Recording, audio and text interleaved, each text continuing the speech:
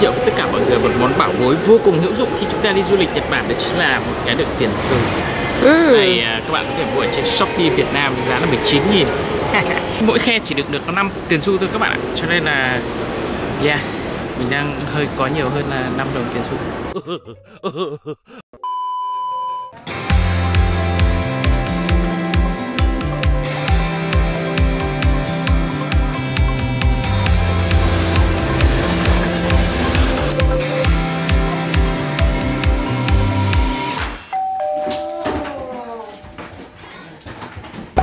Là một chuyến đi nữa cùng với nhau đâu mọi người ơi. Và địa điểm lần này đó chính là Osaka. Tại Osaka thì anh Phương thấy là mọi người đi xe đạp nhiều hơn là đi xe ô tô ha. Và thời tiết của tụi mình đến đây thì nó sẽ hơi nóng tí xíu. Phụ nữ nhưng mà mùa hè thì họ không ăn mặc đơn giản thế này nè mọi người ơi. Đây là những ngày cuối hè rồi cho nên nhiệt độ là 30 độ. Mà cảm giác được thay đổi cái môi trường nó vẫn khiến tụi mình cảm thấy tôi yêu những bạn. Bây giờ thì hai đứa tụi mình sẽ đi ăn cơm cà ri. Botanic Curry sẽ là quán ăn đầu tiên. Có vẻ là chưa được ăn rồi mọi người ơi. Trời ơi, dạ không có gì hết anh ơi. Tụi mình taxi để ghé cái chi nhánh 2 của Botanic Curry cho nó khỏe. Lý do chọn Osaka cho cái chuyến getaway lần này trong dịp lễ của tụi mình đó chính là vì anh Phương và anh Nam vẫn còn visa Nhật mọi người ơi. Tụi mình có xin được visa Nhật 1 năm thì đây sẽ là cái tháng gần như là áp chót tụi mình được xài cái visa đó.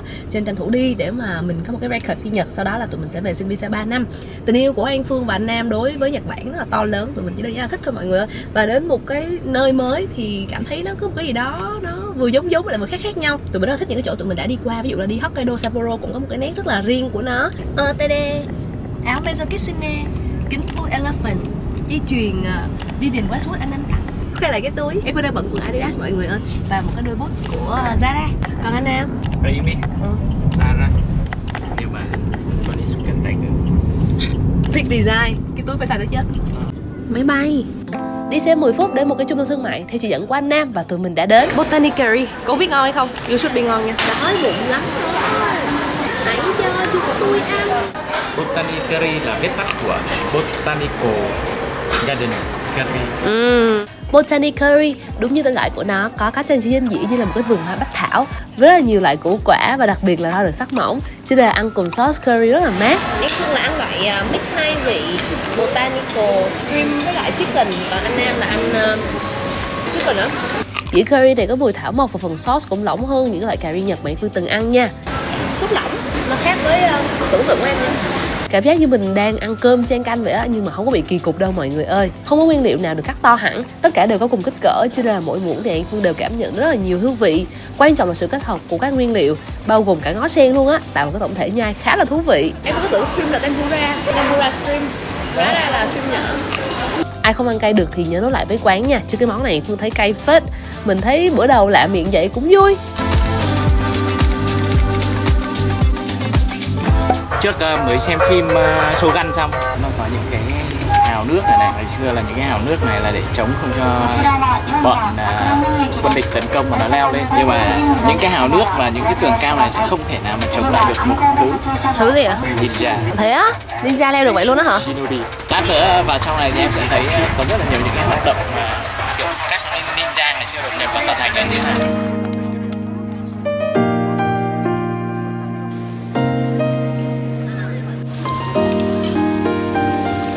Osaka là một cái thành mà nó có một cái giá trị thực sự rất là lớn. Tòa thành này thì được xây dựng vào năm 1500 bởi Toyotomi Hideyoshi. Toyotomi Hideyoshi xây tòa thành này xong thì Toyotomi Hideyoshi chết và thằng con là Hideyori lên thay và chỉ huy cái thành này.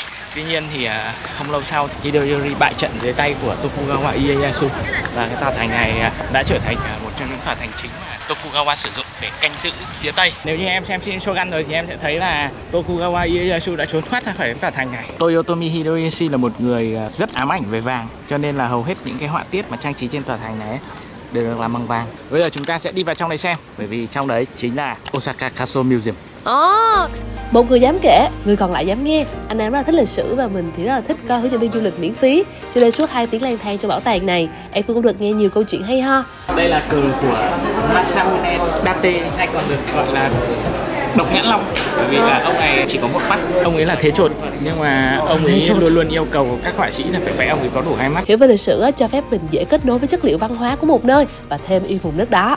Ngày xưa người ta có một câu nói là nếu như Oda Nobunaga là người trồng cây, Toyotomi Hideyoshi là người tưới cây, thì Tokugawa chính là người hái quả. Cái nón ngoài cùng ấy. Này hả? Cái bát úp bên đầu ấy. Cái bát mà ăn súp miso ấy. Mua đi.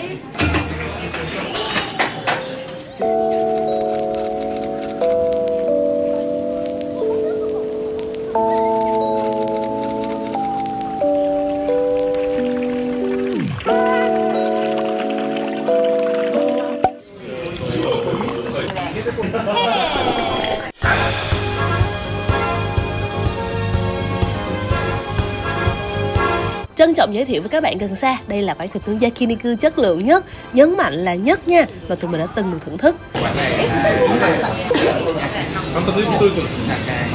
Mặc dù rất là muốn ghi skip nhưng mà tụi mình không thể làm như vậy, và với lý do này tụi mình xứng đáng có được một like, một subscribe ngay lúc này. Ai hay đi ăn theo recommendation của tụi mình thì nhớ nốt lại quán Yakiniku này.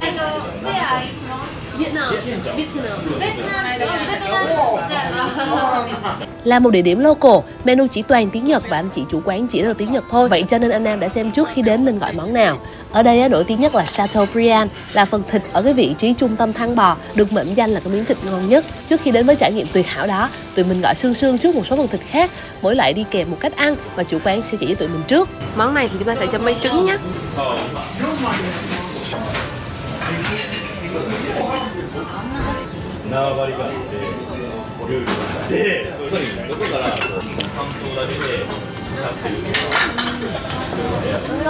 Và các bạn ơi, đây là cái miếng lưỡi bò Wagyu ngon nhất mà Yến Phương từng được ăn luôn á. Thịt được cắt dày nè, tươi ơi là tươi, mềm, ngọt, ăn sật sật. Mình kiểu đêm ngày hôm trước á không có ngủ được lắm cho nên tới bây giờ là hơi mệt, kiểu hết xí quát rồi. Nhưng mà ăn được một cái miếng thịt chất lượng, nó tỉnh táo cả tâm hồn. Khác với các món trước khi mà anh Nam được tự nướng thì món chính Chateaubriand sẽ được nướng bởi chủ quán nha. Miếng thịt ngon như vậy mà không biết nướng thì cực kỳ phí, cho nên chủ quán sẽ nướng cho tụi mình luôn.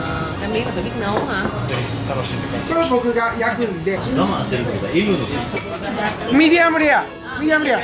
Trời đất ơi, cái miếng thịt nó ngon, nó béo, nó mềm mà vẫn thanh, không bị ngấy chút nào. Bình thường nha, tới tầm này là Phương bắt đầu ngồi lùi ra sau rồi đó, để cho anh Nam ăn, bởi vì Phương một là no, hai thấy ngán rồi. Nhưng miếng thịt này xứng đáng để chờ tới cuối, hoặc là khi có no rồi, cái miếng thịt này vẫn rất là xứng đáng mọi người ơi. Các bạn thân yêu ơi, đến đây đi, đặt chỗ đi, đến đi, hơi mắc. Bữa ăn này tính là khoảng 7 triệu, nhưng mà cái trải nghiệm này thực sự là đáng hơn rất là nhiều chỗ Michelin đó nha.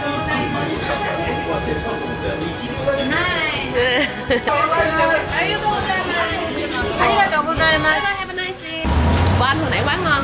Tôi xin nhắc lại, bữa ăn hồi nãy quá anh Nam ngáo. Cái cảm giác tắm rửa sau một ngày dài thực sự phải gọi là xuất sắc. Biết là hơi lỉnh kỉnh nhưng mà trong chuyến này Phương gọi là quyết tâm xài hết một số những cái món sau. Thứ nhất là toner bath và cũng như là chế nước tẩy trang này. Năm nay thì Hazeline có cho ra mắt bộ đôi sữa rửa mặt và nước tẩy trang tràm trà Sika này. Anh Phương xài gần hết rồi và rất là thích.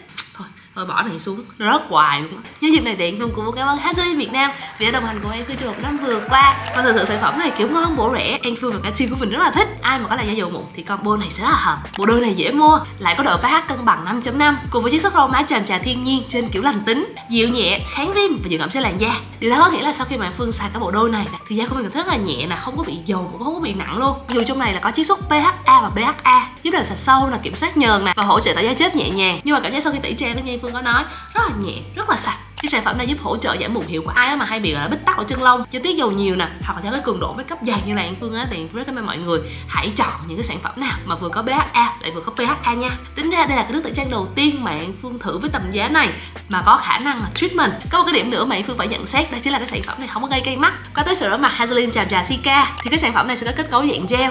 Cái hương thơm nó kiểu ngọt ngọt mà mát mát, mà nó có hơi mùi dưa gan đó mọi người. Sữa rửa mặt này thì Phương thấy không có tạo quá nhiều bọt, nhưng mà chất nó không có bị khô nha. Kiểu khi apply gel rửa mặt này thì da của mình vẫn không có độ ma sát, kiểu vừa phải lắm để mà massage làm sạch da của mình nó hiệu quả hơn. Như vậy cũng thấy An Phương xài combo rất là nhiều và cả team của mình cũng rất là thích, cho nên là shout out tới Hazeline Việt Nam vì năm vừa rồi để có một cái sự ra mắt rất là ổn áp, ok. Cái cảm giác mà Phương mong chờ nhất trong một ngày đó chính là sau khi làm sạch da, đắp toner bath xong là da đúng kiểu căng mà nó cũng bóng bóng thôi, trộn vía. Nhưng bản thân này hơi nóng cho nên là An Phương sau khi đắp toner bath thì sẽ cho một ít serum rất là mỏng thôi, và chắc là mình sẽ đi ngủ luôn chứ mà không nhất thiết là phải dưỡng ẩm thêm nữa. Chỉ ít trong ngày hôm nay là như vậy. Hẹn gặp lại mọi người ngày mai nhé. Ngày mai tụi mình sẽ đi chơi vui hơn hôm nay nữa.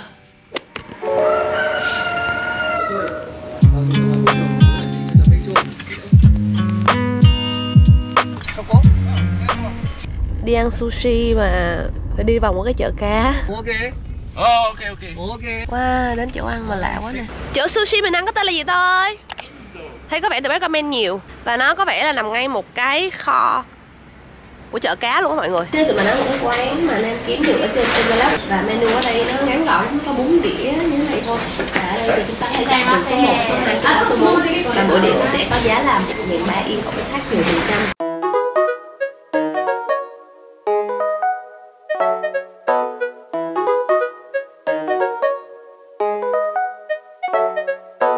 Ăn xong mỗi đứa 2 đĩa sushi, em cũng ra trước quán ăn nhờ Nam chụp cho một vài tấm OOTD. Thấy cũng không khi mà tụi mình chọn cho ăn kiểu local chứ không có gần trung tâm. Được cái khi đi lang thang thì tụi mình lại thấy có rất là nhiều thứ. Cửa hàng tiện lợi tại Nhật Bản luôn là một cái gì đó kỳ diệu đúng không mọi người? Giờ xíu nữa cả hai sẽ đi Katsuoji Temple, cho nên tụi mình quyết định ghé siêu thị để mua chút bánh trái để nó ăn cho nó vui. Siêu thị dạo gần đây cũng là một địa điểm mà mình và anh Nam rất là thích khám phá khi đến một cái vùng đất mới. Vào ngó nghiêng rau củ quả xem họ có gì khác với mình nè, rồi đoán xem cái món đang cầm là món gì cũng đủ vui rồi mọi người. Thật là may mắn khi mà hai đứa có chung sở thích là có thể tìm được nhau và có cơ hội vi vu thế giới cùng với nhau.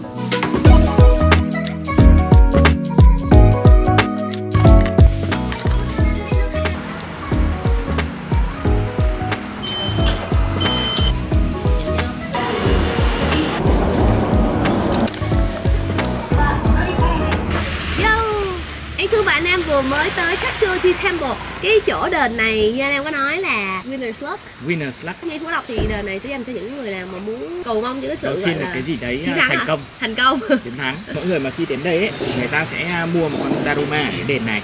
Sau đấy người ta sẽ ước nguyện một cái gì đó, và nếu như điều đấy thành công thì họ sẽ quay trở lại cái đền này và đặt con Daruma tại cái chỗ có rất là nhiều những cái con Daruma ấy, mà lát nữa mình sẽ đi qua. Chỗ đền này không có khó đi nha mọi người, chỉ là lúc nãy khi mà anh Phương và anh Nam đến á, thì rất là xui là do hết tuyến xe bus ở đây rồi, cho tụi mình taxi là hết khoảng 3.300 Yên từ cái trạm gần nhất để tới được đây, nên là xem trước cái lịch xe buýt tụi mình đến đây lúc khoảng 3 giờ chiều thì hơi bất ngờ là hết xe buýt mất tiêu rồi, và cảm thấy cái chỗ này nó rất là mát mẻ ha, chill ha. Tính ra cái chỗ này ai mà đi mùa thu mùa đông chắc là sẽ đẹp lắm đó mọi người, đặc biệt là mùa thu. Rất là nhiều lá vàng. Qua mình đi lâu đài Osaka là ai đánh nhau với ai?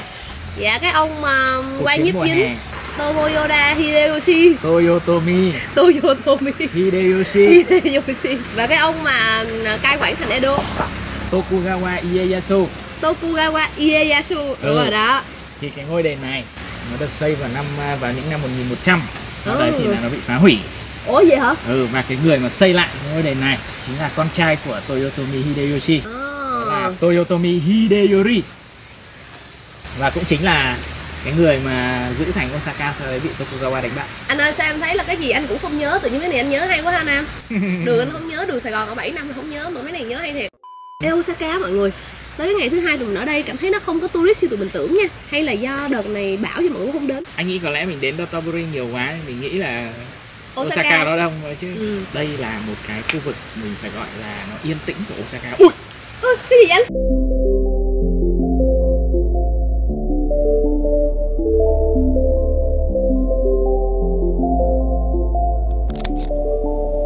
Chùa Katsuoji được biết đến như ngôi chùa của những người chiến thắng, cho nên mỗi khi mà ai muốn cầu mong đỗ đạt, công danh sự nghiệp gặp nhiều may mắn, thuận buồm xuôi gió thì họ sẽ đến đây. Sắc đỏ rực rỡ của búp bê Daruma hòa mình vào hàng cây xanh bầu trời xanh của Osaka, đáng lẽ ra phải mưa bão ngày hôm ấy cho mình những cảm xúc đối lập, nhưng mà không hiểu sao lại cực kỳ bình yên. Búp bê Daruma chính là biểu tượng may mắn truyền thống của người dân Nhật Bản, và số lượng búp bê đặt tại chùa cho thấy rất là nhiều điều ước đã trở thành hiện thực.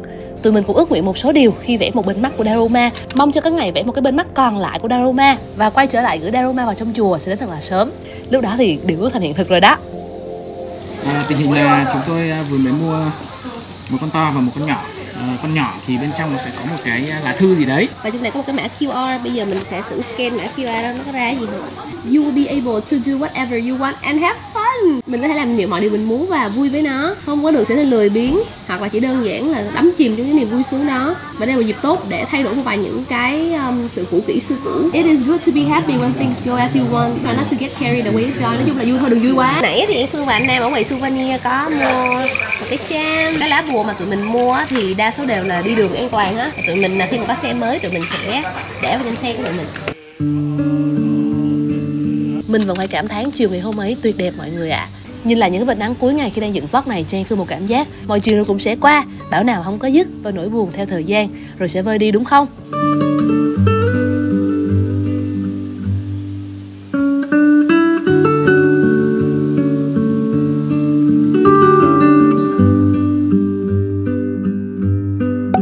Chỉ vì lúc 6 giờ tối mọi người ơi, tụi mình và một cái nhóm bạn ở bên trái tụi mình là những cái đoàn còn sót lại của khu vực Katsuchi Temple này, và hiện tại tụi mình hai nhóm đều là số taxi, chỉ là không biết là liệu taxi có đến hay không, chứ cái chỗ này đặt taxi gom nó không có ăn mọi người ơi. Ở xung quanh tụi mình là cả những cái nhân viên ở trong Katsuchi Temple cũng như là bãi giữ xe trước mặt đó.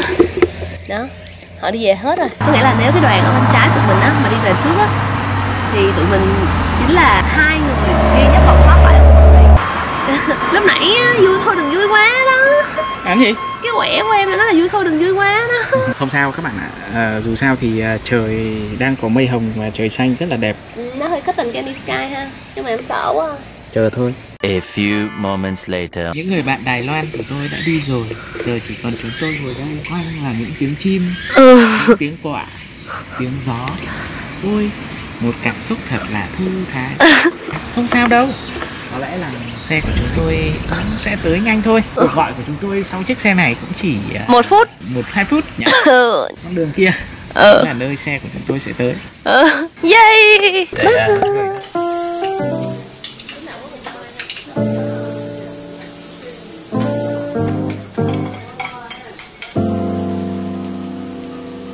Tối ngày hôm nay tụi mình ăn okonomiyaki ở Dotonbori. Quán này có tên là Mizuno, có nằm trong danh sách Michelin Guide. Anh Nam vốn dĩ định chọn một cái quán local hơn, nhưng mà xếp hàng đông quá chơi Mizuno là một sự lựa chọn chữa cháy.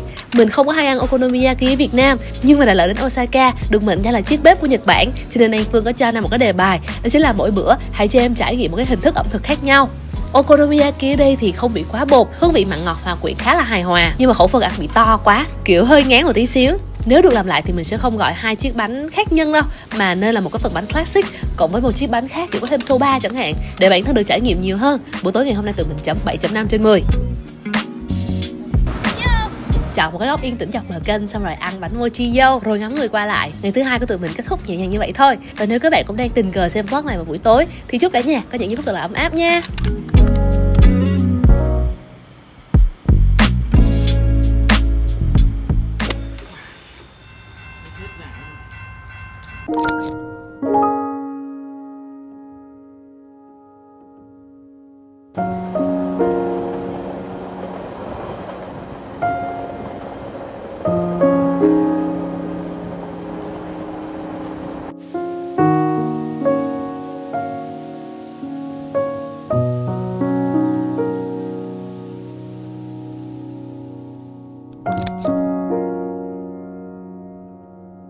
Chào buổi sáng, đi tàu ở một cái vùng núi phía bắc của Kyoto. Ngày hôm nay tụi mình quyết định đến thăm đền Kifune nằm nép mình bên cạnh ngôi làng Kibune.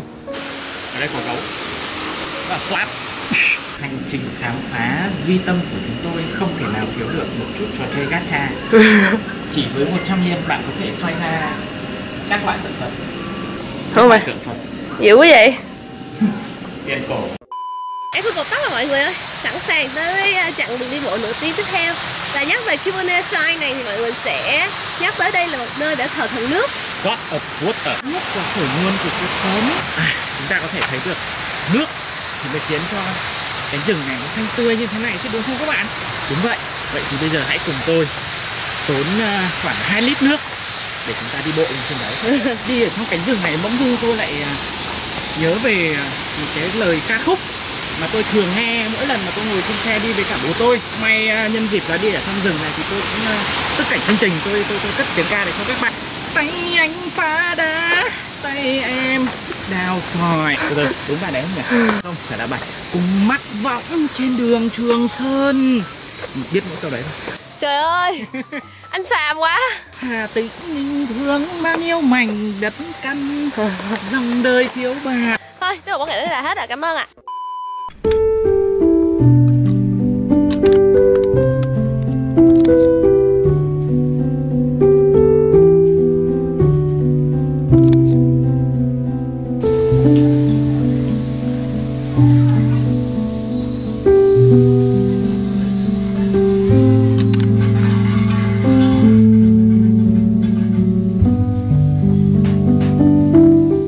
bây giờ tụi mình sẽ lấy mảnh giấy. Đây là Omikuji. Bây giờ mình sẽ đặt ở trên nước.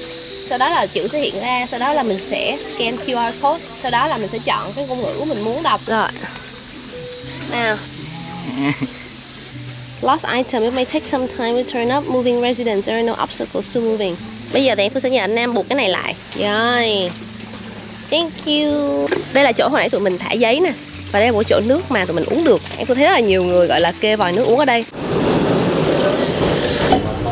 Các bạn ơi, em thường không hay ăn lại những chỗ mình đã ăn, tại vì cũng muốn ăn nhiều những cái món khác, nhưng mà chỗ này thì Phương quyết tâm đó là quay lại. Đây là một cái bánh mì soba mà anh và Nam có ăn khi mà mình đến Kyoto cách đây khoảng 1 năm. Thì ở đây là mì bất quýt á, và họ cũng làm cái gì dưới luôn. Cái sợi mì này sợi mì họ làm, cho nên là là hạt tiêu mạch.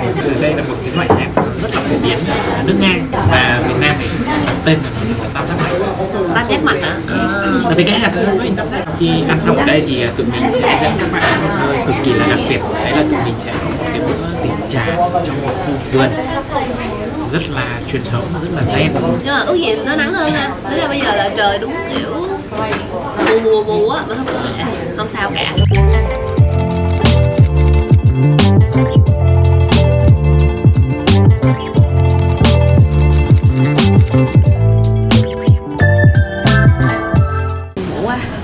Ăn xong nó buồn ngủ ngang. Cảm ơn các bạn. Về món dessert đầu tiên của chúng tôi. Món đầu tiên rất là quan trọng các bạn. Ở đây chúng ta có một lớp pudding lớp kem. Nó ngon.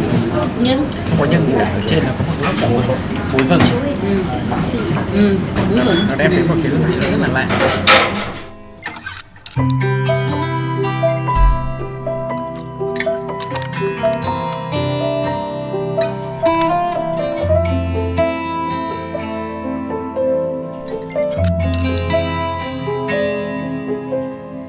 Cái tea house này khá là im lặng, quiet, nhưng mà đẹp lắm. Ý là nó kiểu bình yên. Cái view là nhìn ra cái vườn nhỏ. Trước mặt mình trà là sẽ có mochi, kiểu rất là Rokujuan. Chỗ này tụi mình có đặt chỗ trước nhưng mà tụi mình đến sớm hơn, thế là cũng được vào. Hanawarabi cũng là món signature của Rokujuan, là một loại bánh gạo trong suốt. Khác với bánh gạo thông thường, Hanawarabi mochi không có dẻo mà là mọng nước, chấm cùng với sốt đường nâu nhà làm và bột đậu nành ăn rất là mát. Thưởng thức mochi cùng với trà là một trải nghiệm phải thử khi mà đến Rokujuan.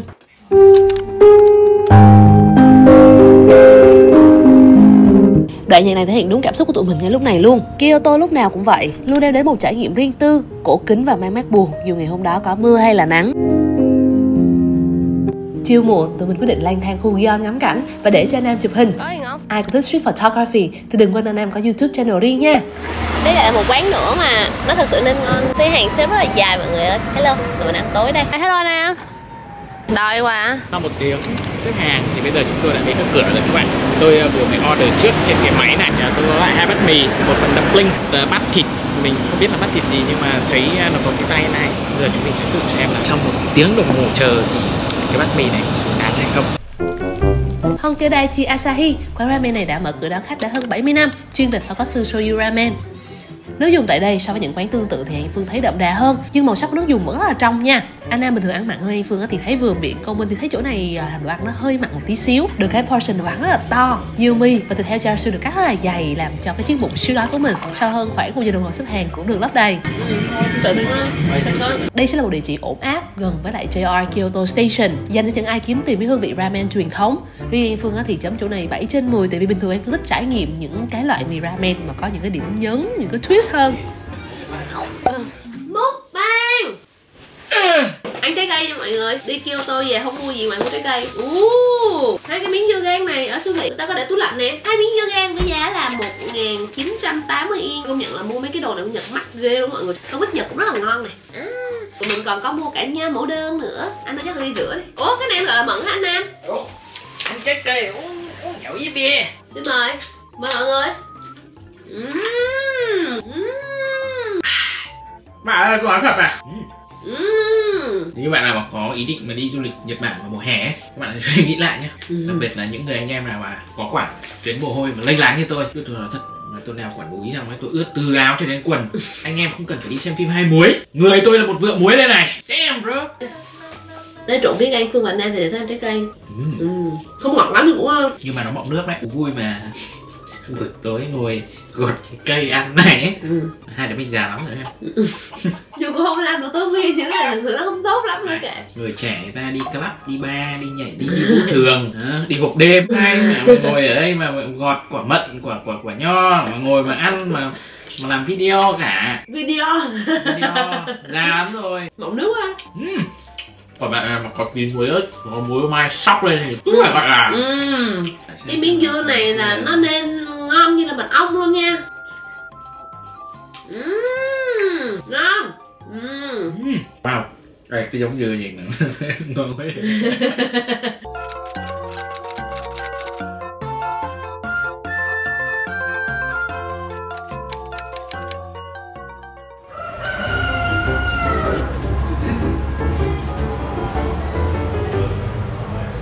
Do quán cà phê mạng của mình đang đến chưa có mở cửa, cho nên tụi mình sẽ bắt đầu ngày cùng với lại Maison Margiela. Cũng không bao giờ đi vào mall vào lúc 10 giờ sáng thế này hết. Nhưng mà tại vì đôi giày này đã là trong wishlist của An Phương từ lâu lắm rồi, cho nên là hôm nay An Phương kiểu đi thử để xem như thế nào. Có cái này dễ thương quá nè. Cái phần da rất là mềm nhưng mà An Phương thấy là nó không có được kiểu chỉnh chu bằng cái kiểu da bên này. Da bên này là họ có bo lại á, cho nên là trông nó chắc chắn hơn.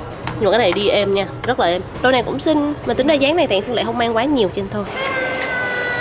Bình thường trong mấy cái trip như thế này thì An Phương và Nam ít đi mua sắm, nhưng mà lần này có chút thời gian cho nên có một cái món gọi là được gạch ra khỏi wishlist của mình, đó là đôi giày Maison Margiela. Cái đôi giày mà hồi xưa nhìn thấy xấu quắc nhưng mà càng nhìn nhiều thấy cũng đẹp. Hôm nay sẽ dẫn em đi đến một quán rất là cool.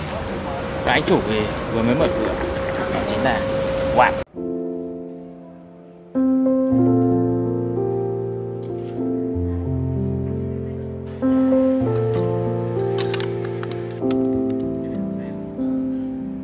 Chọn loại trà và bát gốm yêu thích, những con nghiện trà như tụi mình sẽ có một trải nghiệm vừa truyền thống vừa hiện đại tại Watt. An Phương không có rành về trà đạo nhưng mình appreciate các tầng hương vị của trà và cảm giác thư giãn khi nhâm nhi một cốc trà ngon. Đối với người Nhật, An Phương thấy trà đạo là một nét văn hóa riêng với những nguyên tắc thưởng thức và nghi lễ trang trọng. Văn hóa nấu và thưởng thức trà đưa tâm quay trở về, hòa vào nét mộc mạc của thiên nhiên, nơi thân, tâm, trí được thanh lọc và tĩnh lặng. Watt đem đến một trải nghiệm uống trà với bản chất thanh cao không đổi nhưng trong một không gian gần gũi với giới trẻ hơn. Tụi mình rất là thích món đá bào kakigori ăn kèm với siro trà ngọt thanh và mát lạnh, cực kỳ phù hợp để thưởng thức dưới tiết trời mùa hè vùng Kansai.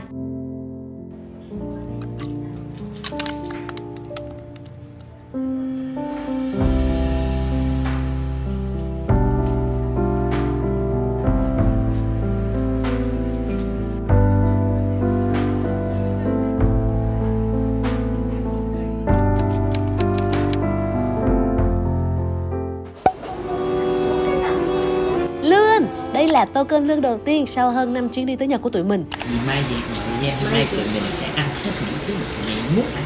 Trưa nay thì tụi mình sẽ cơm lương ở một quán có tên là Yoshitora. Chị là không biết anh đang những cái quán gì mà giờ không ai hết trơn mà tụi mình. Thôi tối nay mình sẽ coi tới tối nay đi rồi nói trước. Giờ mình không nói Quán Nam chọn có tên là Yoshitora với mức giá tầm trung đến cao khoảng gần 700.000 cho một tô.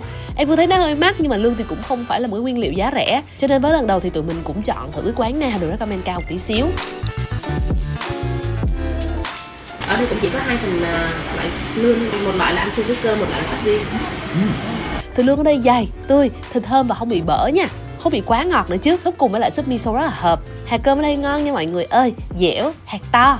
Quán này thì Phương thấy khá là truyền thống, kiểu hơi người già và họ đều tạo một cái bầu không khí rất là dễ chịu. Mặc dù cho mình và anh Nam là hai khách cuối cùng trước khi đến cái giờ mà quán đóng cửa nghỉ trưa. Anh Nam có súp miso mà gan lươn. Không, đây chỉ là súp nấu với gan lươn, miso của em miso. Bình thường ở đây Phương thấy mọi người hay follow An Phương và anh Nam để mà gọi là lấy những cái recommendation về ăn uống. Thì qua vlog ngày hôm nay An Phương cũng muốn cảm ơn mọi người rất là nhiều. Một cái món đánh giá là ngon hay dở thì suy cho cùng nó cũng sẽ phụ thuộc vào sở thích cá nhân. Tụi mình sẽ không bao giờ dám tự nhận là chuyên gia ẩm thực, nhưng mà bạn nào cũng có cái gu ăn uống giống như An Phương và anh Nam thì mọi người ơi, những video tiếp theo An Phương hứa là sẽ không làm mọi người thất vọng về những cái địa điểm mà tụi mình đã chọn nha. Lúc nào anh Nam cũng sẽ chọn những cái quán vừa local mà lại vừa được chấm điểm cao, chứ không hẳn chỉ là nổi thì tụi mình mới đến.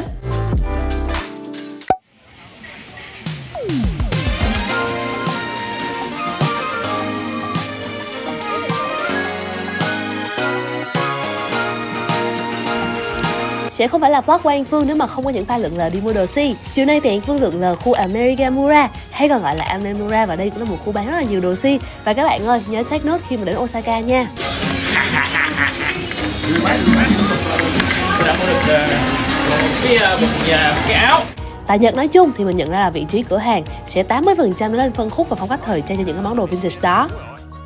Nơi mà càng hàng thì sẽ càng có nhiều sự lựa chọn về đồ hiệu. Còn như khu Amemura thì sẽ chuyên về đồ giới trẻ, do bản thân khu này khá là hip. Hôm nay là ngày chủ nhật của Ti. Wow, ok, nhiều màu luôn. Không khí tại đây khá giống như Hongdae ở Seoul, Hàn Quốc, với nhiều cửa hàng áo quần và ăn uống, nhưng mà An Phương thấy là nó upscale hơn. Em có đang ở cửa hàng đồ si mà An Phương thấy thích nhất và dễ chọn đồ nhất, đó là Second Street nhé. Cái branch mà mình đi đang là branch ở bên Amerigamura, là một cái nơi mà nó hơi hip hơn, kiểu trẻ trung, rất là nhiều đồ vintage. Anh Nam mong chờ mua gì nữa? Yamamoto. Đôi New Balance Nam cực kỳ thích luôn. Thì tại Second Street tụi mình thấy một đôi màu đen rất là xinh, Đẹp. Nói về đồ si thì An Phương hay mua sắm tại các chuỗi như là Second Street nè, Ragtag, Chicago hoặc là Kindle. Trải nghiệm shopping chiều ngày hôm nay tại Amemura tuyệt lắm mọi người ơi. Tiệm Second Street đầu tiên tụi mình đi chuyên về đồ nam á, cho nên là Nam cũng mua được khá đồ. Còn An Phương thì mua được cũng rất là nhiều đồ tại Kindle. Quần này xinh phết đấy nhỉ? Sao đấy? Có điều gì muốn nói à? Lấy à? Thôi lấy đi.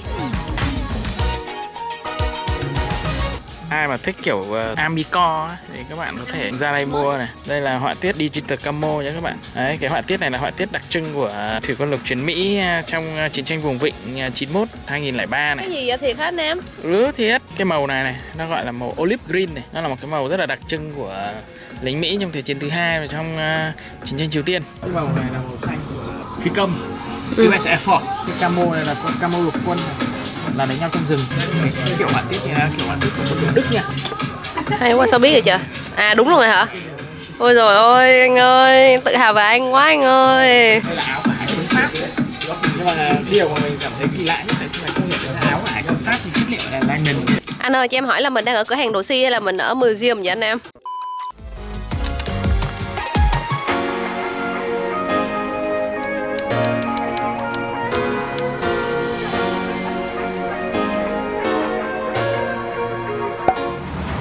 Tụi mình đang có mặt tại một quán sushi omakase.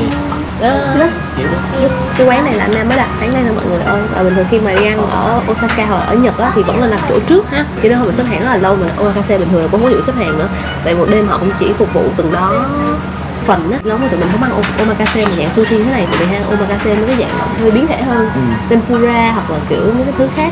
Cái đũa với mày nhỏ vậy, vậy chắc là chỗ cái đũa bé nhất mình từng. Ôi đói bụng quá.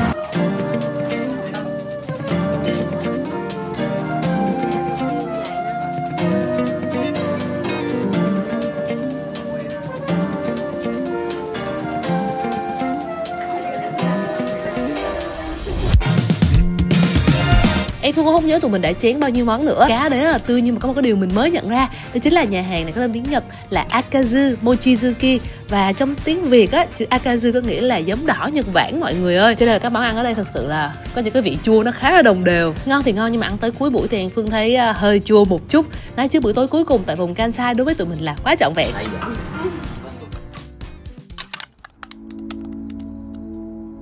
Ở đoạn cuối vlog, hãy một lần nữa cùng tụi mình hưởng thụ chút khoảng lặng bình yên tại Team Lab, triển lãm ngoài trời Botanical Garden nha. Không biết phải nói cảm ơn bao nhiêu lần nữa mới đủ, nhưng thực sự mình rất biết ơn những ai đã luôn theo dõi và hóng vlog của An Phương. Mình muốn dành tặng một món quà Nhật Bản cho một subscriber có thả tim nè, và bình luận gì đó cũng được dưới vlog này. Nếu các bạn có follow mình ở những nền tảng khác thì cũng biết là khoảng thời gian qua cực kỳ khó khăn với mình, cho nên là sự trở lại ngày hôm nay đối với bản thân của An Phương có ý nghĩa dữ lắm luôn á. Mong là chiếc vlog này sẽ nhận được nhiều sự yêu thương nha. Hẹn gặp lại mọi người vào tháng 3, chúng ta lại ngắm nhìn thế giới cùng với nhau nhé.